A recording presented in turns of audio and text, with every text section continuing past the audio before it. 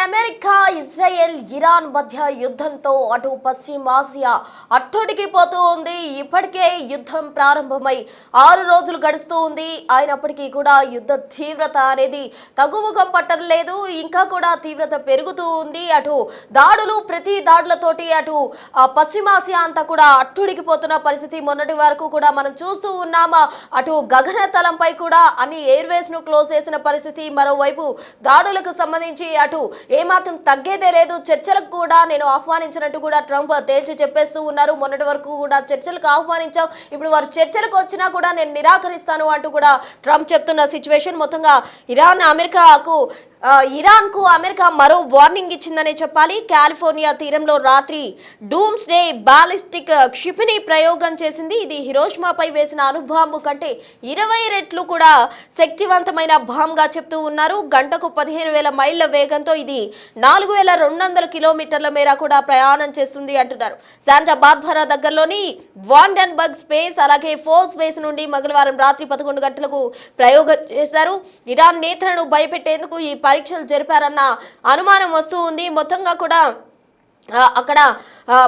కూడా యుద్ధ వాతావరణ తీవ్రత అనేది మనం గమనించవచ్చు. ఇప్పటి వరకు కూడా అటు అణుదాడులతోటి వాళ్ళు కూడా దాడులు చేసుకుంటూ ఉన్నారు. అటు డ్రోన్స్ ద్వారా డ్రోన్ బాంబులు కావచ్చు, ఇతరత్ర బాంబుల ద్వారా నిరంతరం కూడా దాడులు ప్రతి దాడులతోటి పశ్చిమాసియా అంతా కూడా అట్టుడిగిపోతుంది. దాని పక్కన ఉన్న దేశాలకు కూడా దీని ప్రభావం ఎక్కువగా కనిపిస్తోంది. ఇరాన్కు తాజాగా అమెరికా మరో వార్నింగ్ ఇచ్చిందనే చెప్పాలి. కాలిఫోర్నియా తీరంలో డూమ్స్ డే బాలిస్టిక్ క్షిపణి ప్రయోగం చేయబోతున్నట్టు కూడా అమెరికా చెప్తూ ఉంది. మొత్తంగా అక్కడ నేతలను భయపెట్టేందుకు ఈ పరీక్షలు జరిపారన్న అనుమానం అయితే ఎక్కువగా కూడా వస్తుంది. అసలు ఏం జరుగుతోంది, మునుముందు ఈ యుద్ధ తీవ్రత ప్రపంచ దేశాలకు ఎటువంటి ఎఫెక్ట్ ఇస్తుంది, అసలు ఈ అణు బాంబుకు సంబంధించి ఎటువంటి ప్రభావం ఉంటుంది, ఎంతటి ప్రభావాన్ని ఇది చూపుతుంది అంటే గతంలో హిరోషిమాపై ఏదైతే బాంబు వేశారో అంతకంటే 20 రెట్లు శక్తివంతమైందన్నారు. కాబట్టి ఎటువంటి ప్రభావం ఉండబోతుంది, అసలు ప్రపంచ దేశాలు ఏ విధంగా ఉండబోతున్నాయి, ఈ యుద్ధ ప్రభావం ఎలా ఉండబోతుంది, అసలు ఇరాన్కు అమెరికా ఇచ్చిన వార్నింగ్ ను బట్టి ఇరాన్ అధికారులు ఏ విధంగా స్పందిస్తున్నారు అన్న దానికి సంబంధించి తాజా అప్డేట్స్ అందించేందుకు మా అసిస్టెంట్ ఎడిటర్ రామ్దాస్ సిద్ధంగా ఉన్నారు. రామ్దాస్, చెప్పండి, ఇరాన్కు అమెరికా మరోసారి వార్నింగ్ ఇచ్చింది. ఏదైతే హిరోషిమాపై గతంలో వేసిన అణుబాంబు కంటే ఇది 20 రెట్లు శక్తివంతమైన బాంబ్ ప్రయోగం చేయబోతున్నట్టు కూడా చెప్పింది. కేవలం అక్కడ నేతలను భయపెట్టేందుకు చెప్పిందా లేకపోతే ప్రయోగిస్తారా? యుద్ధం తీవ్ర రూపం దాలుస్తుంది. రోజు రోజుకు పశ్చిమాసియాలో యుద్ధ ఘంటికలు ప్రమాద స్థాయికి చేరుకుంటున్న పరిస్థితి కనబడుతుంది. ఇజ్రాయెల్ యుఎస్ కంబైన్ గా చేస్తున్నటువంటి స్ట్రైక్స్ ఏదైతే ఉన్నాయో ఇరాన్ కూడా అంతే ధీటుగా ఎదుర్కొంటున్న పరిస్థితి. దీంతో ఇరాన్ ను ఏ రకంగానైనా నిలువరించాలి, ఏ రకంగానైనా ఇరాన్ ను పూర్తిగా మట్టి కనిపించాలనే ఏకైక లక్ష్యంతోనే ఈ రెండు దేశాలు కూడా చాలా గట్టిగా పనిచేస్తున్నాయి. అందులో భాగంగానే ఇప్పుడు తమ శక్తిని అంతా కూడగట్టుకొని రెండు దేశాలు ఇజ్రాయెల్ అలాగే అమెరికా ఇరాన్ పై భీకర యుద్ధం అయితే కొనసాగిస్తున్న పరిస్థితి. ఇప్పటికే చాలా పెద్ద ఎత్తున అత్యంత ఆధునిక ఆయుధ సంపత్తిని ఉపయోగిస్తున్నాయి, క్షిపణులను ఉపయోగిస్తున్నారు. తొమహాక్ క్షిపణులు కానీ లేదా ఆధునికమైనటువంటి డ్రోన్లను కూడా ఉపయోగిస్తున్న పరిస్థితి కనబడుతుంది. తాజాగా డూమ్స్ డే క్షిపణిని ప్రయోగించినట్టుగా తెలుస్తుంది. కాలిఫోర్నియా తీరంలో దీని ప్రయోగం జరిపినట్టుగా తెలుస్తున్నారు. మెరిట్ మ్యాన్ 3 ICBM అంటారు, ఇంటర్ కాంటినెంటల్ బాలిస్టిక్ మిసైల్ అంటారు, ఖండాంతర క్షిపణి.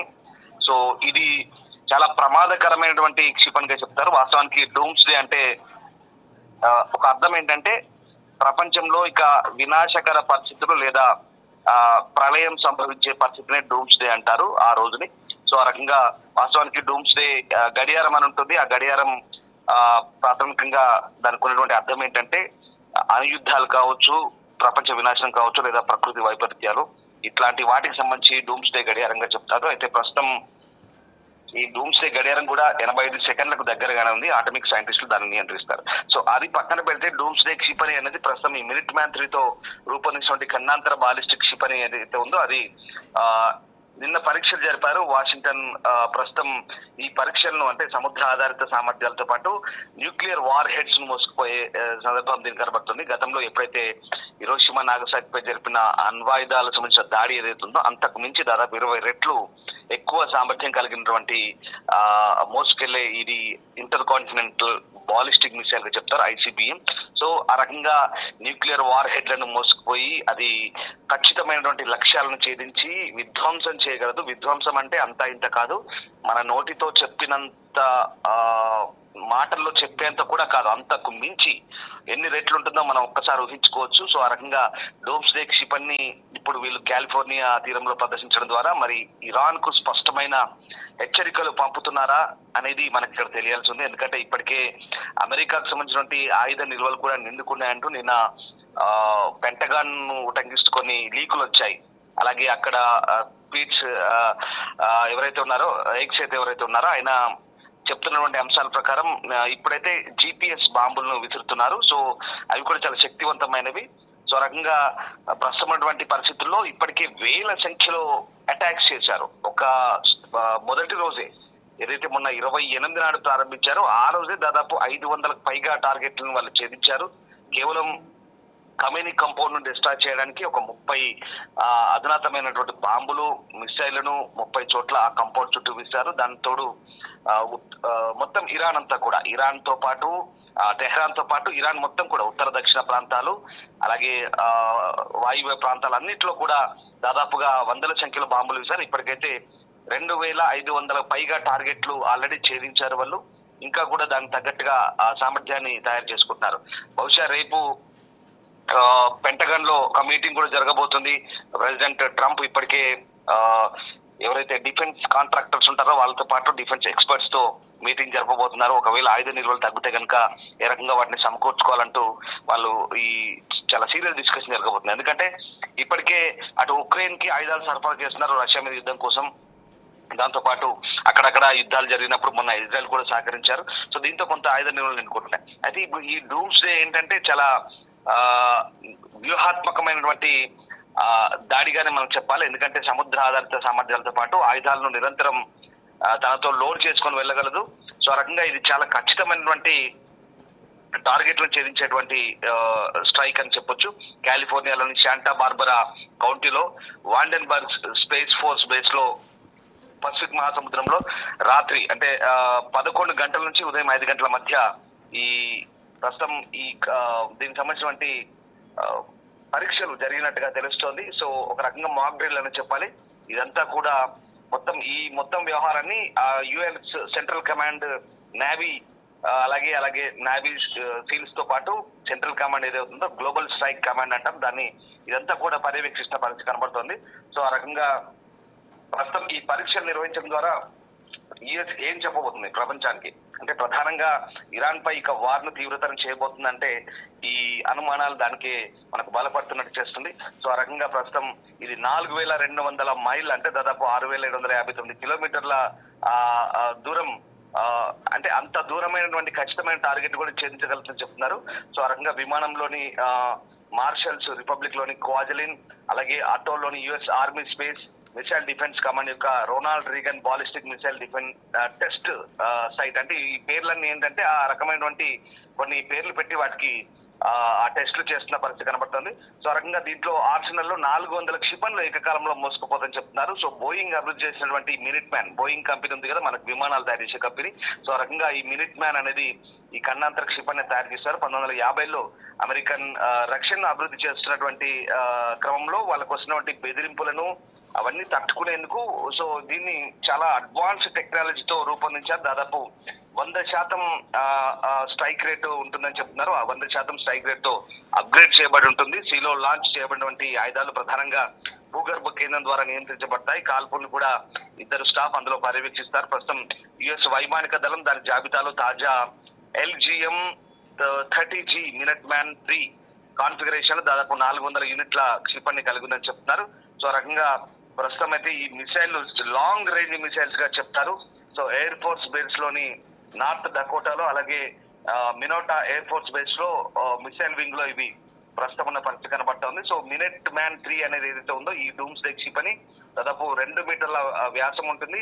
79,000 పౌండ్లు అంటే దాదాపు 35,834 కిలోల కంటే ఎక్కువ బరువు కలిగి ఉంటుంది. ఇది 3 దశల చోదక రాకెట్ మోటార్ వ్యవస్థగా దీన్ని రూపొందిస్తారు. మార్క్ 23 అంటే గంటకు 28,400 కిలోమీటర్ల గరిష్ట వేగం. అంటే మనం ఒక్కసారి ఊహించుకోవచ్చు ఎంత భయంకరమైనటువంటి విధ్వంసం ఉంటుందో దాదాపు 1127 కిలోమీటర్ల కార్యాచరణ ఎత్తు అంటే 6000 మైళ్ళు అంటే 9650 కిలోమీటర్ల కంటే ఎక్కువ పరిధికి ఇది విస్తరిస్తుంది. అంటే దాదాపు 1200 కిలోమీటర్ల ఎత్తులో ఉన్నా కూడా ఖచ్చితమైన టార్గెట్ చేస్తుంది. అది కూడా సరౌండింగ్ 9650 కిలోమీటర్ల సరౌండ్ అంతా కూడా కవర్ చేస్తుంది. అంటే అర్థం చేసుకోవచ్చు ఎంత విధ్వంసకర క్షిపణి మనం అర్థం చేసుకోవచ్చు. సో ఆ రకంగా ప్రస్తుతానికైతే ఈ అణుయుద్ధ వైపు మరి పరిస్థితులు దారితీస్తున్నాయా? సో దీని టెక్నికాలిటీస్ గురించి మనం డిస్కస్ చేసాం. బట్ ఇప్పుడు ఏంది ఓవరాల్ గా ఇరాన్ పై కనుక ఈ అణ్వాయుధాన్ని ప్రయోగిస్తే కనుక ఇరాన్ ఉంటుందా? మరి ఇరాన్ ఎంత విధ్వంసం జరగబోతుంది అనేది మాత్రం మనము ఒక్కసారి ఊహించుకోవచ్చు ఎంత భయాందోళనగా ఉంటుందో. అలాగే ఇరాన్ దగ్గర కూడా తక్కువేం లేదు. ఇరాన్ దగ్గర కూడా షాహిద్ డ్రోన్ ఉన్నాయి, షాహిద్ 136 డ్రోన్స్ ఉన్నాయి. ఇప్పటికే షాహిద్ 136 డ్రోన్స్ అన్ని కూడా గల్ఫ్ కంట్రీస్ ను ఒక రకంగా పిండి చేస్తున్నాయి. అలాగే ఫతా క్షిపణులు ఉన్నాయి, తర్వాత కామికేజ్ క్షిపణులు ఉన్నాయి. వాళ్ళ దగ్గర కూడా అత్యంత భయంకరమైన క్షిపణులు. ఇవి ఒక రకంగా శత్రు టార్గెట్లను 100 కిలోమీటర్ల దూరం నుంచి ఖచ్చితత్వంతో ఒక నిర్ధారణతో కూడినటువంటి అటాక్స్ చేస్తున్న పరిస్థితి. ఇరాన్ దగ్గర ఉన్నటువంటి క్షిపణులు ఏవైతే ఉన్నాయో అవన్నీ కూడా దాదాపుగా ఇటు చైనా గత దశాబ్దాల కాలంగా వాళ్ళకు అంటే ప్రజలకు టెక్నాలజీ అందిస్తున్నామని చెప్పేసి టెక్నాలజీ ట్రాన్స్ఫర్ చేస్తూ చైనా ట్రాన్స్ఫర్ చేస్తున్న టెక్నాలజీని టు డిఫెన్స్ పరంగా కూడా వాళ్ళు 2 రకాలుగా ఉపయోగించుకుంటున్నారు. వాస్తవానికి చైనా వాళ్ళకి ఇవ్వాల్సిన టెక్నాలజీ ఏదైతే ఉందో ఆ టెక్నాలజీని బ్యాన్ చేసింది యునైటెడ్ నేషన్స్. కానీ వాళ్ళు ఇస్తున్నటువంటి టెక్నాలజీ ఏదైతే ఉందో జనాల కోసం ఇస్తున్నామని చెప్పేసి వీళ్ళని ఏమారుస్తూ ఈ రకంగా అటు రష్యా ఆయుధాలను ఇరాన్ ఆయుధాలను కూడా వాళ్ళు రూపొందించుకుంటున్న పరిస్థితి. సో ఆ రకంగా ఇరాన్ మిసైల్ వ్యవస్థ ఎంత పటిష్టంగా ఉందంటే 100 కొలది ఇరాన్ స్టేట్ టీవీ ఇస్తున్నటువంటి విజువల్స్ కూడా మనకు సోషల్ మీడియాలో చెక్కలు కొడుతున్నాయి. 100 కొద్ది inter continental ballistic missiles ICBMs Iran దగ్గర ఉన్నటువంటి మిసైల్స్ బహుశా ప్రపంచంలో ఏ దేశం దగ్గర లేవని తెలుస్తుంది. సో 20 ఏళ్ల నుంచి కూడా వాళ్ళ మిసైల్స్ తయారు చేసి లక్షల కొద్ది మిసైల్స్ ను పోగు చేసి పెట్టారు. అవన్నీ కూడా ఇప్పుడు ఇవాళ వాళ్ళు జారవిడుస్తున్న మిసైల్స్ 19వ విడత. ఒకసారి అర్థం చేసుకోండి, 19 విడతలుగా ఇప్పటికే జారీ చేశారంటే ఇంకా ఎన్ని విడతలుగా జారీ చేయడానికి వాళ్ళ దగ్గర ఎంత సంపద ఉందో ఇరాన్ దగ్గర కూడా మనం అర్థం చేసుకోవచ్చు. ఆ రకంగా ఇరాన్ గల్ఫ్ దేశాలను కూడా ఇప్పుడు ఇబ్బంది పెడుతుంది. అటు ఇజ్రాయెల్ ని టార్గెట్ చేస్తుంది, సదరాని ఇజ్రాయెల్ తో పాటు మిగతా లక్షిత దాడులు కూడా చేస్తుంది. మరోవైపు ఇటు ఇరాన్ అమెరికా అయితే చాలా ఖచ్చితంతో కూడుకున్నటువంటి దాడులు చేస్తామంటుంది. ఇంకొక నెల రోజుల పాటు, ఇంకొక 4-5 వారాల పాటు ఈ అటాక్స్ ఉంటాయంటూ ప్రెసిడెంట్ ట్రంప్ చెప్తున్నారు. ఏదేమైనా కొత్త నాయకత్వాన్ని తుడిచిపెట్టడం ప్రధాన టార్గెట్. సో ఖమేనీని లేపేశారు. ఖమేనీతో పాటు ఒక 49 మంది కమాండర్లను లేపేశారు. ఆ రకంగా ఇరాన్ ప్రధాన నాయకత్వాన్ని తుడిచిపెట్టారు. తర్వాత నెక్స్ట్ టార్గెట్ ఏంటి? నెక్స్ట్ ఇప్పుడు అక్కడ ఉన్నటువంటి న్యూక్లియర్ ఎన్రిచ్మెంట్ ఏదైతే ఉందో దాన్నంతా కూడా డిస్ట్రాయ్ చేయాలి లేదా దాన్ని నిర్వీర్యం చేయాలి. అలాగే వాళ్ళ బాలిస్టిక్ వ్యవస్థని క్షిపణి మిసైల్ వ్యవస్థనంతా కూడా నిర్వీర్యం చేయాలి. ఇది 2వ టార్గెట్. దాని తర్వాత ఇరాన్ లో పూర్తిగా స్వాధీనం చేసుకోవాలి. ఇప్పటికీ ఇరాన్ ఎయిర్ స్పేస్ అంతా కూడా అమెరికా ఇజ్రాయెల్ పూర్తిగా విచ్చలవిడిగా తిరుగుతుంది. వాళ్ళకి అక్కడ కంట్రోల్ లేదు, ఎవరు ఆపే పరిస్థితి లేదు. ఆ రకంగా 4వ టార్గెట్ ఏంటంటే ఇరాన్ లో అమెరికా ఇజ్రాయెల్ సైనికులు అడుగుపెట్టి కాలి బూట్లతో నడవాలి. ఇది వాళ్ళ నెక్స్ట్ టార్గెట్. అల్టిమేట్ గా అక్కడ వాళ్ళు ఎంట్రీ ఇచ్చిన తర్వాత మొత్తం అక్కడ నాయకత్వాన్ని మిగిలిన నాయకులందరూ కూడా బందీలుగా పట్టుకోవడం లేదా చంపేయడమా లేదా ఇదంతా ప్రక్రియ పూర్తయిన తర్వాత నెక్స్ట్ కొత్త నాయకత్వాన్ని అక్కడ గద్దె మీద ఎక్కించి ఇక ఖమేనీ వారసత్వము ఖమేనీ పాలన అనేది లేకుండా చేసి వాళ్ళకు అనుకూలంగా ఉన్న ప్రభుత్వాన్ని లేదా ఓవరాల్ గా ఇరాన్ ప్రజలు కోరుకుంటున్న ప్రభుత్వాన్ని అక్కడ గద్దెనెక్కించాలనేది అమెరికా అల్టిమేట్ టార్గెట్. సో అందులో భాగంగానే ఇప్పుడు ఈ డూమ్స్ డే పరీక్షలు ఏవైతే నిర్వహించారో కాలిఫోర్నియా తీరంలో ఈ డూమ్స్ డే పరీక్షలు చాలా భయాందోళన కలిగిస్తున్నాయి.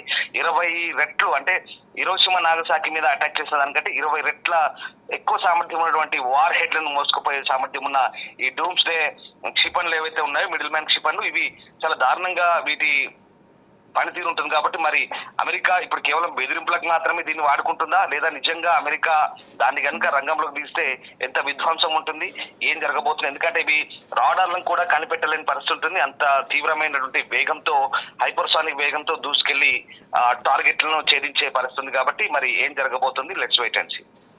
Okay Ramdas, thank you. మొత్తంగా చూస్తే డూమ్స్ డే అనే విధంగా కూడా ఒక బాంబును ఏదైతే హిరోషిమాపై అణుబాంబు ప్రయోగించారో దానికన్నా 20 రెట్లు శక్తివంతమైన బాంబును కూడా ప్రయోగించేందుకు గాను అమెరికా సిద్ధమవుతున్నట్టు కూడా ఇరాన్కు ఒక హెచ్చరిక అయితే జారీ చేసింది. మొత్తంగా అక్కడి నేతలను భయాందోళనకు గురి చేసేందుకు ఈ విధంగా చేశారా లేకపోతే ఎందుకు ఈ ట్రయల్స్ చేశారు? నిజంగానే ఒకవేళ కనుక ఆ బాంబును కనుక ప్రయోగిస్తే ఆ ప్రపంచ దేశాలపై ఎఫెక్ట్ ఎలా ఉంటుంది? అసలు మొత్తంగా ఇరాన్ తుడుచుకు పెట్టుకుపోతుందా? ఎలా ఉంటుంది?